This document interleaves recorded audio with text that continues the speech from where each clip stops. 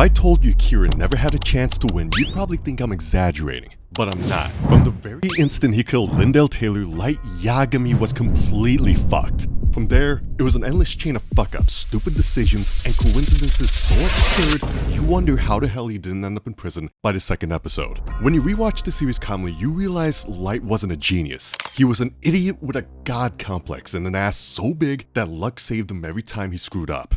The number of mistakes he makes and how the universe goes, "I'll save you one more time, champ," is so ridiculous it's laughable. At this point, it's a miracle they didn't catch him earlier. This retard only needed to write on a giant sign, "I'm Kira." With that said, we're opening the series called This Character's And no, we're not talking about characters who are canonically dumb. We're talking about the ones the author tries to sell you as super geniuses. But if you take 5 minutes to analyze what they do, you realize they're just retarded with luck. And every move they make looks brilliant, only because they're surrounded by pure dumbasses. And no, this video isn't here to debate whether Light's actions were good, bad, or morally gray. I don't care if he wanted to cleanse the world or play God. I'm here to expose the idiocies he himself called strategies, and how one by one they buried him alive. Now, did Kira change the world? Sure. Kill the dog and rabies ends. But getting results for a while doesn't make him any less stupid. So let's get to his first fuck up. Light had already been killing for a while. The world suspected a serial killer, but no one had anything concrete. Then Lindell Taylor shows up on TV announcing he's going to arrest Kira.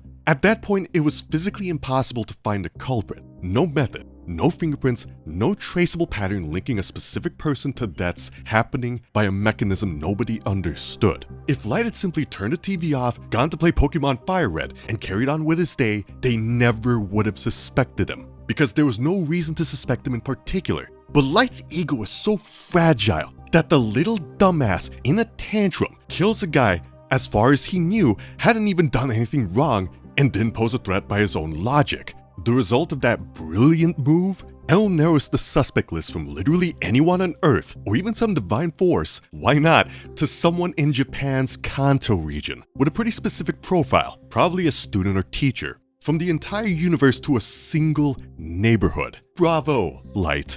Your little outburst shrank the suspect universe by 99%. You'd think that after that this dumb fuck would learn, but haha, no. This genius gets access to police information and it's like, I've got access to my dad's computer and I discovered that L already theorized Kira as a student because the deaths line up with school free hours. I know, I'll change the death schedule right away. Level of subtlety, 0. Result? L not only reaffirms the student-teacher hypothesis, he now adjusts it to someone with possible access to police information. And to top it off, to Light's 2 neurons, that counts as a plan, letting the police infer he has inside information so they'll consider him trustworthy. Look, dipshit, your self-imposed mission is eliminate crime. L doesn't know who you are or how you kill. If you ignore him and keep calm, he has no way to find you. Why the hell would you help narrow your own suspect pool? Oh, right, because someone insulted you over the phone and you just had to respond. Japan's brightest student, folks. Even if you were the only killer, how could they prove anything when your weapon is supernatural? At that point, any sane person would shut up, keep a low profile, and leave no trail. But what does this little dipshit do? He sends notes hinting at the existence of the Shinigami. If you want to mess with L, send him a crappy doodle, hit him with a yo mama like it's recess and call it a day. But no, Light decides to hand over a real clue about the nature of the weapon. How did they not catch him right there? Easy. The plot starts saving his ass every time his plan starts falling apart. And I say this with love for the series. I adore Death Note, but that's a fact. Then comes the surveillance arc. Ryuk, who presents himself as a neutral observer, basically tips Light off that an FBI agent is tailing him. Ray Penber. Even without that warning, given how narrow the suspect list already was, the brilliant move would have been to stay put. Follow me, there's nothing to see. What does genius Light do? He decides to kill the guy tailing him in a public space full of cameras. With just that, anyone with 2 neurons can conclude Kira had to be among the people Penber was following. And the cherry on top? Ray Penber had already said Light didn't seem suspicious. If Light had simply endured the surveillance, they probably would have dropped him off the list before L even noticed he existed. But we already know Light likes to measure his dick against the others. As if that weren't enough, we get the hidden cameras inside the Yagami house. The police, an elite team, wire the place professionally. And somehow, they never find Light's booby-trapped drawer. How do they not find that fucking drawer? Seriously, not a single eyebrow raised, not even a second sweep? Sound familiar? Yeah, the plot needed Light walking around free. What kills me isn't just that they missed it, it's that with their level of paranoia they didn't fully strip the furniture to rule out hidden compartments. I'd roast him too, but this video is only here to go after Kira, so we're keeping the focus on him. Now let's talk about Naomi Misura. She basically deduces Light's method and movements on her own, with a precision that sometimes surpasses L. And what does Light do with that situation? He extracts that information by acting like a damn stalker, tailing her down the street obsessed with her real name. He overshares without considering she might be wearing a safety mic in case something happened. He gets away with it because, again, luck. And another thing, if the day and time Naomi planned to deliver her statement hadn't lined up with Light's moves, they would have nailed him right there, long before his tug of war with L. And when she disappears, nobody checks the police cameras to notice the last person seen with her alive was Light Yagami. At that point, the plot had armored him so hard that if a train ran him over, the train would be the one that died. Later on, Light meets that blonde Misa Amane, who's got another Death Note and Shinigami eyes. He knows Misa has seen L's real name and could kill him. He also understands it's no coincidence L is circling. Extra surveillance, tap phones, eyes everywhere. So what does the genius do? He panics and calls Misa 5 seconds after they split, right when L has Misa's phone. Congratulations, you just reduced the suspect list to 1. You. From that moment, L was convinced he only needed physical proof. And even though Light is aware there are moments when he shouldn't kill L because it'd be too obvious, the idiot literally says it. It doesn't matter because luck saves him again. Then it looks like the lesbian Shinigami, Rem, exists only to protect Light and Misa. And she kills L and Watari, even knowing it'll kill her too.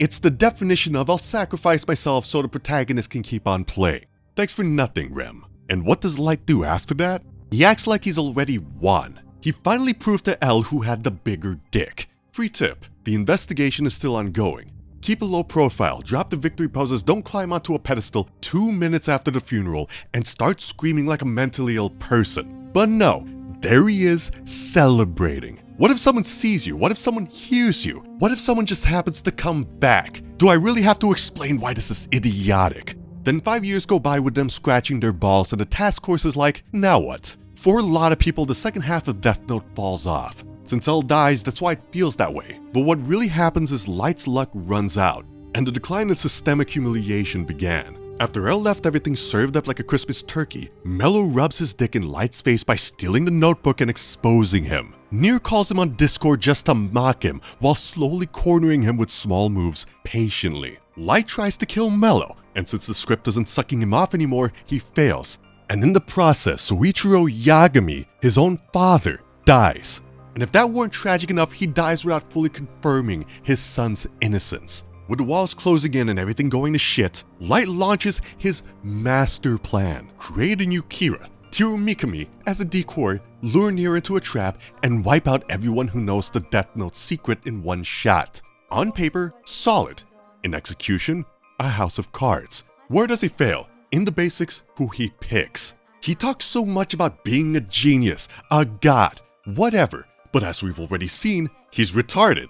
If you're truly a super genius, you choose someone stable, disciplined, able to think under pressure, someone who doesn't panic. But useless Light picks Mikami because he saw him ranting on TV defending Kira. That was the grand selection process. This guy yells in favor of Kira on television, so he must be perfect. Of course, sure. Little dumbass. No one will suspect him. Mikami with that profile, and as we already know, this antisocial shut-in would get nervous, make mistakes, and screw up massively. And without Rem to save Light's ass with a plot miracle, everything falls apart. The final trap turns against him. He was so cocky that his arrogance kicked him in the balls. And in the definitive scene, who shoots Light?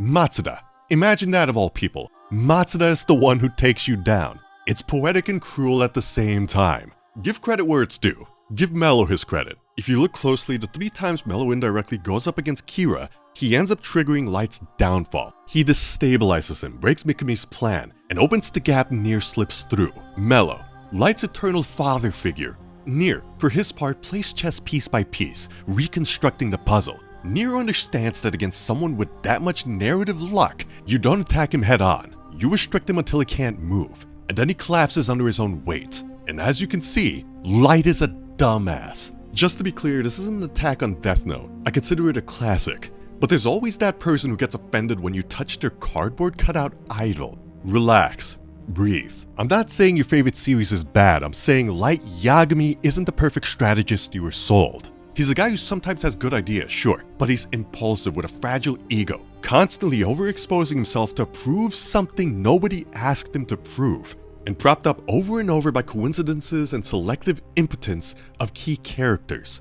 Once that luck runs out, no Shinigami sacrificing themselves, no drawers nobody inspects, no agents who didn't see anything. His little empire collapses embarrassingly fast.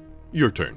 Tell me what other characters their own stories paint as brilliant, but who are actually fools you want to see in a video like this. I'm tempted to say the next idiot could be Vegeta, but I want your picks. Drop them in the comments. And if you like this video, you know what to do. Like, comment, subscribe, and ring the bell so you don't miss who the next dumbass is.